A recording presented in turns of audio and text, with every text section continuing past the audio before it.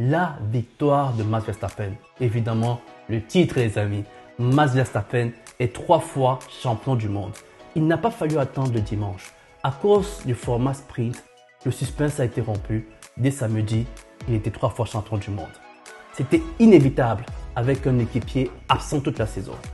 Mais les amis, en face de moi, pour débriefer, je ne sais pas comment le présenter les amis, Franck. Franck a mal. Franck est inconsolable. Depuis samedi, il pleure sur mes épaules. Les amis, aidez-moi à consoler ce fan de Mercedes. J'ai pitié pour lui. Franck, comment vas-tu? Je vais bien, Finger Pilote, et toi-même? Tu vas bien? Ça me fait plaisir d'entendre ce soir. Moi, oui. Écoute, ça va. On se remet après ce Grand Prix. Inhabituel, tant inhabituel que j'aimerais avoir tes impressions.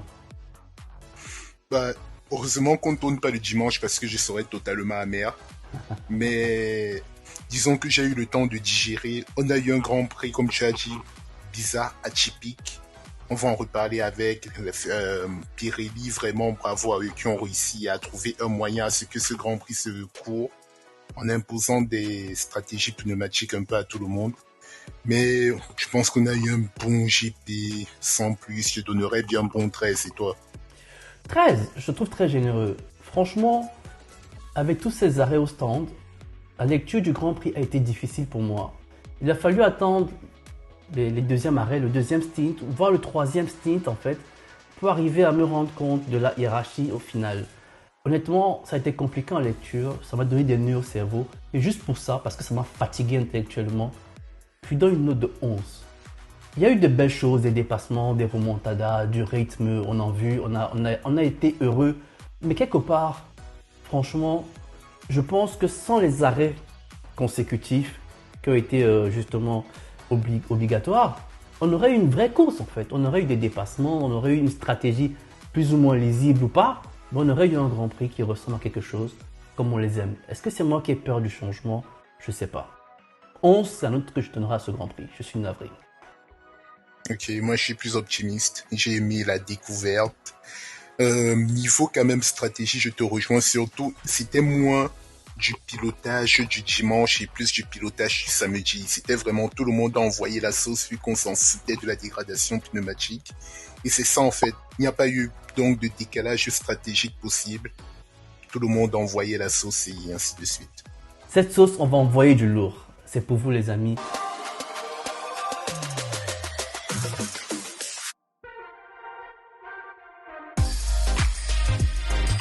Finger Pilote.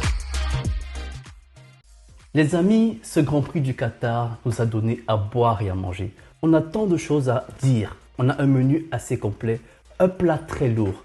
Et on va commencer avec le piment dans la sauce. La référence, vous connaissez, dites-nous en commentaire. Le troisième point, les amis, évidemment. Bon, lui, il n'a pas besoin d'explication.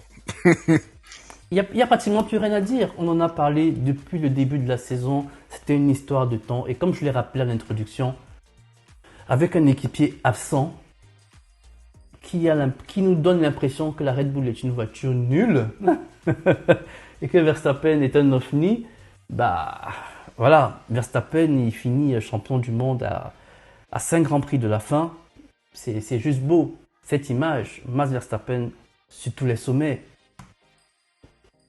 3 fois champion du monde.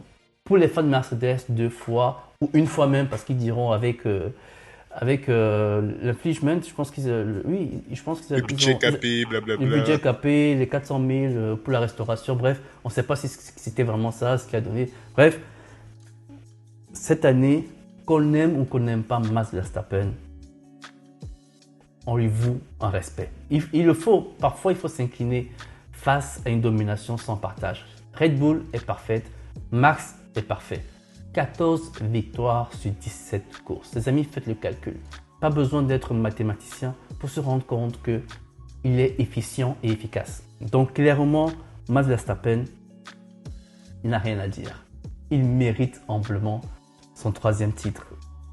Je ne sais pas ce que tu as d'autre à dire sur Max Verstappen. Honnêtement, on a tellement parlé de lui et tellement pas aussi, parce qu'on se rend même compte qu'en course, au final, on ne le montre plus. Parce que le mec, il est en cruise, C'est le seul pilote qui ne fait pas de track limit. Donc, clairement, il était au repos. Certes, il est arrivé un peu fatigué parce que le Grand Prix était chaud. On va reparler après l'épisode de Max Verstappen.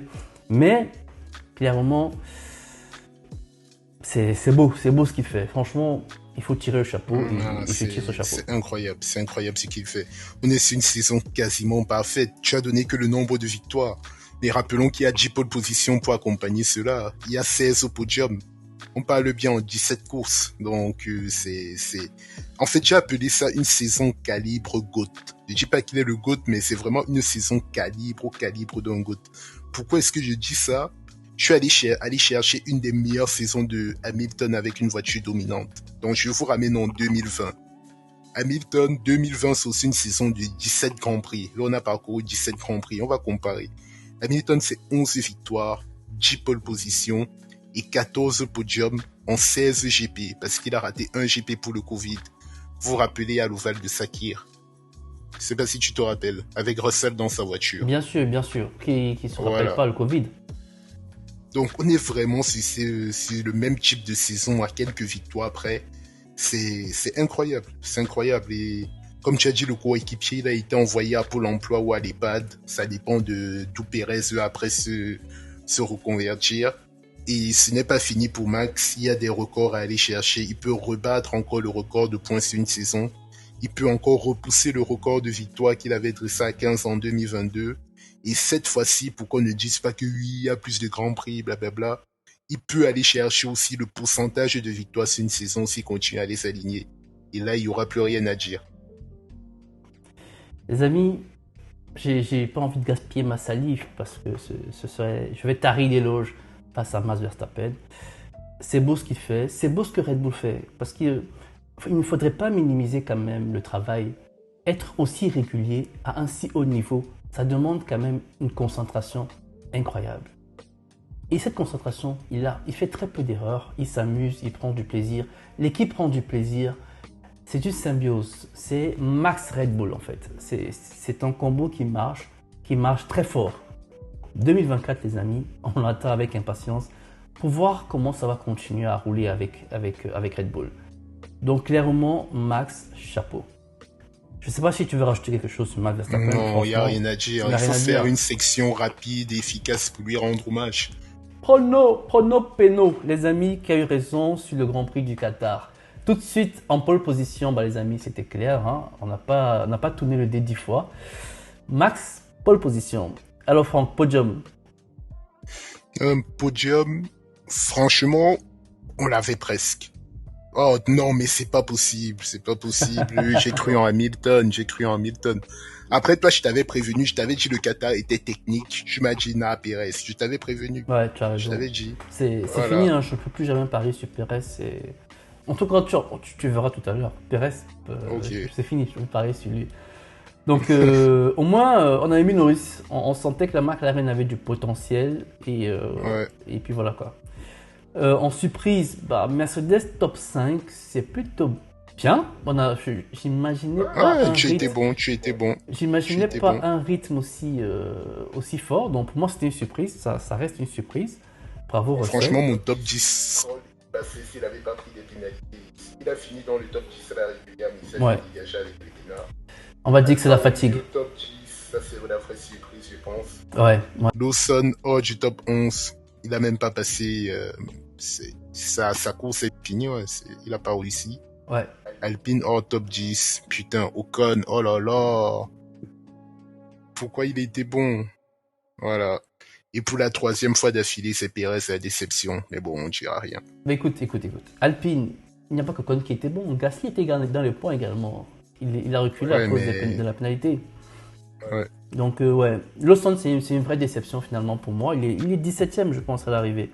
Donc voilà. Je sentais que ça allait être dur pour lui physiquement. Et ça n'a pas manqué. Donc, voilà les amis, pour le point sur les pronos du Grand Prix de Qatar. Et tout de suite, les amis, on va enchaîner avec les pronos d'Austin, les amis. Ce sera également format sprint.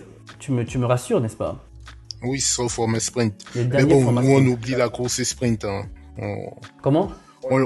on fera pour l'année prochaine les pronos sur les sprints. Là, on va faire que course et qualif. Tout à fait. Du coup, on connaît circuit, efficacité aéro, donc je me mets max, pole, max, victoire. Et vu qu'on a en efficacité aéro le podium, je mets du Norris et un petit retour revanchard du top driver en 3e position, en Carlos Sainz. Max Norris, Carlos Sainz.